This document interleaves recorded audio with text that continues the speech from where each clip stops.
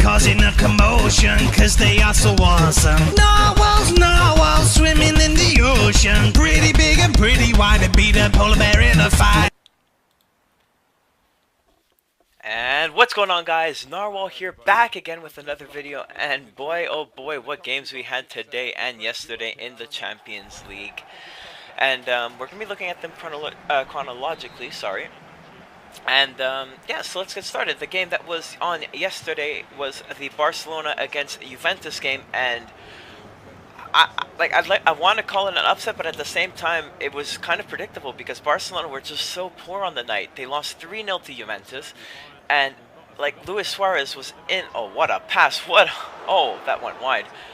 And yeah, Luis Suarez was in Chiellini and Bonucci's pocket the entire game, and then you had the likes of Neymar, who had a quiet game. Messi had a quiet game. He only had one influential moment, which was a pass early on into Iniesta. What a pass that was as well. But Iniesta saw his shot well saved by Gianluigi Buffon. And yeah, aside from that, Barcelona didn't really create much. It was all Juventus that game. Two very nice goals from Paulo Dybala. And honestly, this game could have finished 4-0, 5-0. I would have liked the 4-0 a little bit better to really show Barcelona that the PSG thing was a fluke and that you can't always have nice referees. Let's talk about referees for a second, because this is one problem I have with the Champions League. The refereeing in the Champions League, 9 times out of 10, is shocking. It's just shit. For example, well, I won't give an example. I can't really think of one off my head, but actually, yeah, I can. The Atletico goal that they scored today, the penalty, no way that's a penalty. It was outside the box. Real Madrid game, that was not a handball in Carvajal. But here's my problem with refereeing in the Champions League. You have referees from leagues that aren't used to having players like the Messi, Suarez, Neymar, and all those players that know how to con a ref, and they don't have experience refereeing intense games. They're coming from the Polish league, from the Turkish league. No offense to any of these leagues, but they don't have the same quality of intensity that the other leagues have, which is why I don't think past the group stage these referees should be involved in the Champions League. It sounds bad, but at the same time, you're watching one of the best competitions, if not the best sports competitions in the world. And you need to have good refereeing in it. You can't have game after game where the referees are making poor decisions because they're inexperienced for this type of game. So in the end, I think that when it comes to the group stage, you can have whoever you want to referee. You can involve all the nations in Europe and all that, and try to make it inclusive to everyone.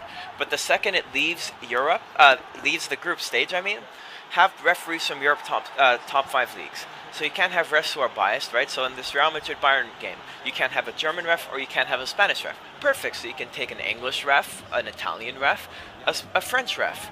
Take one of those 3 nations, or even a Portuguese ref, because they have some intense games over there.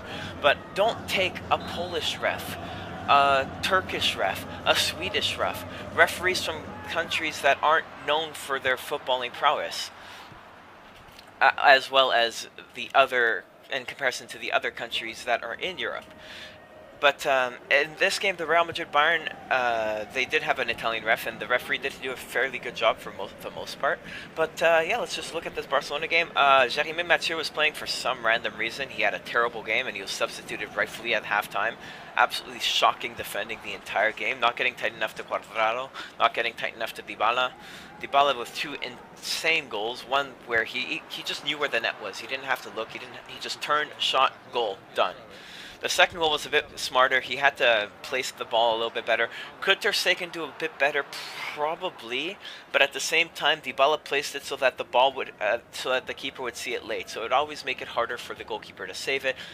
I'm a goalkeeper myself, and whenever I have shots that are going through bodies, it's always 20 times harder to save it in comparison to if you could see the ball coming. What a pass from, I think that was James to Benzema, and a good save from Neuer. But yeah, and that's pretty much what the Barcelona game was. There wasn't really much talking point in the game. There were a few bad refereeing calls, as there always are in the Champions League, but in the end, Juventus won that game 3-0. Poor defending from a corner and an easy goal from Chiellini. Trying to mark Chiellini with Mascherano, that's never going to work. But yeah, that's the Barcelona game done and dusted. I think Juve will manage to move on into the next round of the Champions League because, as you saw, Barcelona had nothing this game. They had 2 shots that troubled Buffon that he made 2 good saves with, but aside from that, nothing. So, next game, let's look at the Dortmund Monaco game. This game was postponed due to an attack on the Dortmund bus. Marc Bartra needing to get shrapnel removed from his wrist after the explosions happened to the team bus. Luckily for well, everyone, that there were no serious injuries involved. Only Marc Bartra was the one that was involved, but you could also say that there was a hit on Dortmund's mentality, because it's always going to be hard going into a game when you have just witnessed such a shocking event, really. But kudos to the Dortmund fans for giving a refuge for, oh, what a bad pass from Navas, giving refuge for the Monaco fans with the giving them a place to stay, letting them stay in their homes, inviting them into their homes, and just well played to Dortmund, give them a little clap. But in terms of the game, the first half they are terrible. It was absolutely shocking. You saw that they missed Marc Bartra. Socrates gave away a penalty. It wasn't really a penalty, it was really soft, but they just were well off the pace. Mbappe was absolutely on fire. Sven Bender, I think it's Sven. I get those two confused all the time. It's either Sven or Lars. But he scored a terrible own goal. He was complaining that he got stepped on by Falcao, but really I just think that he was just extremely rusty, coming off of a extended enforced break due to injury, which caused him to, well, not be as sharp as he normally is. Normally he's a very reliable defender. Like, he's not really a center back, but he normally, oh shit, normally he's reliable enough to play center half, and he's been good this in recent seasons for Dortmund. But he scores an own goal, a brilliant finish, diving header. I think the keeper Berkey should have done more. He was kind of indecisive whether or not to come out for the ball or to stay in his net. So I think that Dortmund do need to sort out their keeper situation next season. There are a few situations where I forget who was through on the one-on-one. I want to say it was Mbappe, but he was throwing a one-on-one for some reason. Oh no, it was Falcao, sorry. For some reason, he was way out of position in no man's land, and Falcao should have finished that one. And then you take nothing away from Mbappe for the final goal. What a finish. Poor play from Piszczek, and I want to say Socrates, who went to ground early. What a shot. What a save from Navas, who went to ground early and gave Mbappe the opportunity to go through on goal and score, which was a sensational finish into the top corner from the edge of the box, giving the goalkeeper absolutely no chance. Again, terrible defending by Dortmund. But then Dortmund's things started to click. They brought on, at halftime, they brought on Pulisic. They brought on Nuri Sahin to dictate the play a bit more. They put Ginter in the center of the defense and played Pulisic at the right wing-back spot. And then they started running out Rugi. Monaco were being pinned back the entire half, and it was just one play of terrible defending, which probably can cost Dortmund the tie. They got a nice goal late on in the half, with good dribbling from Shinji Kagawa, who did miss a sitter in the first half, which was Dortmund's only chance. And yeah, honestly, it's going to be a tough one for Dortmund, because Monaco can defend well, but at the same time, Dortmund are very scary going forward. But you always fancy Monaco, who are, correct me if I'm wrong, but I'm pretty sure that they're Europe's top scorers in, well, they're the top scoring team in Europe's top 5 leagues in Europe right now. I said Europe a lot, that sentence. I apologize. Cristiano lo paranoia. But, yeah, honestly speaking, I think Monaco will go through. It's going to be a tough one for Dortmund to come back from, but never count them out. Monaco do have 3 away goals, so Dortmund will need to be in a goal-scoring mood on that day, and there'll need to be better selection from the management from Tuchel as this game simulation comes to an end in the first half. Bayern Munich having the lion's share of possession and most of the chances, as Gareth Bale should get rid of this, and that should end the half. There you go. And in the second half, we will look at the Atletico de Madrid game against Leicester City and see if Leicester City can go on into the semi-finals for the Champions League. This is the farthest they've made it in the Champions League in their life, and I'm pretty sure this is the first time in the Champions... No, it's not the first time. They were knocked out to Atletico a while ago as well. But in this game, oh my god, it was boring. Like, I was so happy that Real Madrid was playing at the same time. I was watching these two games, one on the TV, the Real Madrid game on the TV, and the Atletico game on the iPad. And, oh, this game was boring. I think Atletico had, what, 3 shots in the first half? And then the second half, it was dead. It was pretty much 2 teams, one team sitting back and having no intent whatsoever to attack, which was Leicester. but fair play to them because, I mean, they don't really have the quality to break down a team like Atletico, who are just so potent in defense. And then there's Atletico, who weren't on fire today. They weren't creating anything. It was just a very boring performance and a very boring match. It was just cagey. The only talking point in this game was call me on my cell phone himself, Antoine Griezmann. Was it a penalty? I think not. I mean, he was clean through. Don't get me wrong. Agban Lahore, absolutely stupid for making that challenge. There was no need for it. Griezmann was running away from net. He was in not really a dangerous position. He was running fast, so he wouldn't have been able to get in much of a good delivery. But then he just rugby tackles him to the floor. I mean, it makes no sense looking back at it. It's just something to laugh at.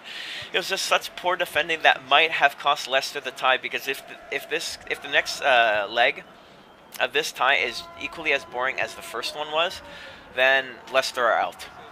Because, I mean, like as predicted, Atletico de Madrid are a very solid defensive team. They have arguably one of the best defenders in the world in Diego Godin, and when Jimenez is fit, then their defense is literally unbreakable. Right now, they have a large injury list. I know that Savage is suspended. He'll miss his next game. But then you also have key players like Gaitan, Kevin Gamero, who are out, which could help Atletico in the next round and give Leicester a better chance. But when Leicester are trying to attack against the world's best defenders just with the Route 1 shite that they play, because let's face it, it's absolute shite, the style of play that Leicester play. Like, there's some teams like Real Madrid who play counterattack, which is a nice counterattack. But then there's Leicester who just, okay, get the ball back. Where's Vardy? Oh, there he is. Run, Vardy, run. And then Vardy loses the ball or some shit. And then, yeah, it's just the terrible version of football, but it's an effective version of football for them. And as long as it gets them points on the board, they can continue to use it to their deepest desires. So, I honestly think Atletico will move on into the next round, and Leicester will be eliminated like I predicted in my last video. So, next game, and the most important game, and the most, well, entertaining game, I guess, of, I guess you could argue the Barcelona game was entertaining, but the one that I enjoyed the most was the Bayern Munich against Real Madrid. Bayern at home, and this game was definitely a tale of two halves. So in the first half, you had Bayern Munich, who started off very well, dominating play. Then Real Madrid had a spell, good saves from Neuer, but then, see, I hate Keylor Navas so much. I never really rated him. I mean, he was good for Costa Rica in the World Cup and decent for Levante in 2 seasons ago, I want to say, 2 or 3 seasons ago. Whenever Real Madrid bought him. They bought him in the World Cup, so the season before the World Cup. He was good for them too, but I never rated him as a Real Madrid goalkeeper. He doesn't strike me as a confident goalkeeper, and the mistakes that he's made recently are just shocking. And against Bayern Munich, sure, it was terrible marking against by Nacho Fernandez against Vidal. But what is Keylor Navas doing? Any world-class goalkeeper, like Bayern Munich have, like Manchester United have, like Atletico de Madrid have. Any keeper that wants to play for one of the best clubs in the world should save that header. You look at the Bale chance later on in the second half. Neuer, that was from point-blank range. There was no chance. Keylor Navas would have conceded that. Neuer stuck a hand to it. Brilliant save. Navas should have saved that. He was too sloppy to bring his hands up. Nacho Fernandez, terrible defending. But in the end, it was 1-0 and a very cheap goal to give away. And then Bayern Munich continued to dominate in that half. They won a penalty short after a Ribery shot hit Carvajal on the shoulder. And then this is where I want video refereeing to come in. I was always kind of against it because I felt like it'd become kind of like the NFL, where it would just be very slow and sluggish, and every single call would be like, oh, I think that this offside call wasn't right, and I want a penalty kick and some BS like that. I didn't see how they'd implemented it in football, but seeing how they implemented it in the friendly, oh, what a goal. Xabi Alonso wide open. But seeing how they implemented it in the friendlies, like the international friendlies, I think that it is going to be very important because that hit his shoulder. He moved his hand away from the ball, but the fifth referee, the official behind the net, which FIFA even admit that is useless because as you can see here, there's no official there. So it's kind of stupid, and I don't know why the official's there either because, I mean, there's goal line technology now, so that's useless. But, yeah, so Carvajal gives away a penalty, and I guess Vidal felt bad, so he just decided to give Real Madrid a freebie, so they just guided over the net. Terrible penalty from Vidal. And then that's when things started to click for Real Madrid. The second half started with Ronaldo scoring his 99th UEFA goal and his 96th Champions League goal, correct? 96th or 97th? Somewhere up there. But very good cross from Carvajal into Ronaldo's pass. Ronaldo with a tap-in. And then Javi Martinez, I want to say thank you. Maybe he's voting for the Spanish team to win. Maybe he doesn't like the Germans for some reason.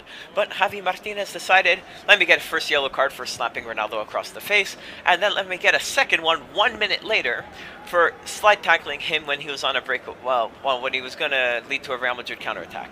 Stupid, stupid, stupid challenges. Gets him a red card. And then that just set Bayern Munich on the back foot. And they really didn't create any... Bayern Munich win. Okay. Bayern Munich scored again, but yeah, and then once Javi Martinez got the red card, chance after chance after chance after chance for Real Madrid, and just showing how much of a world-class keeper Neuer is. Save after save after save. Bale save. Bale again saved the header. Then a Ronaldo shot that should have easily gone in, but Neuer stood his ground with a very solid right hand. And then another save, another save, another one, DJ Khaled, another one. Benzema one-on-one, he saves it. It was just a masterclass goalkeeping performance for Bayern Munich, and he literally kept them in the tie. If it wasn't for Neuer, if Real Madrid had Neuer and Bayern Munich had Keylor Navas, this game would be done. No chance whatsoever for Bayern Munich to move on if they had Keylor Navas in nets. But in the end, Ronaldo scored with a... I want to say header, Is it a header? Was it a header? Wow, my mind's drawing a blank. Ronaldo scored again. I forget how he scored. I want to say it was a header, but I can't really think of his... Oh, no, I remember. Asensio crossed it in from the edge of the box, and Ronaldo tapped it in at the far post, which was a good finish. And Real Madrid managed to get the win 2-1. Ramos scored a late-minute goal, as he always does, but that was deemed offside, rightfully so. And in the end, Real Madrid are taking a one-goal lead with 2 away goals into the next leg in the Santiago Bernabeu, and according to FIFA, Bayern Munich are going to win 2-0, and if Bayern Munich do win 2-0 in the Bernabeu, then Real Madrid are out of the Champions League, but hopefully they can manage to hold on or even score a goal and really put pressure on Bayern Munich. If Bayern Munich score 2 goals, then that's going to be game on. But if Real Madrid can get an early goal and really put Bayern Munich on the back foot, then I can't see them taking the win. But anyways, guys, thank you very much for watching. If you guys enjoyed the video, please be sure to smack that like button and subscribe for some more Champions League preview and some more football videos. And I will see you guys next time. Peace! Narwhals swimming in the ocean, causing a commotion, cause they are so awesome. Narwhals swimming in the ocean, pretty big and pretty wide, to beat a polar bear in a fight.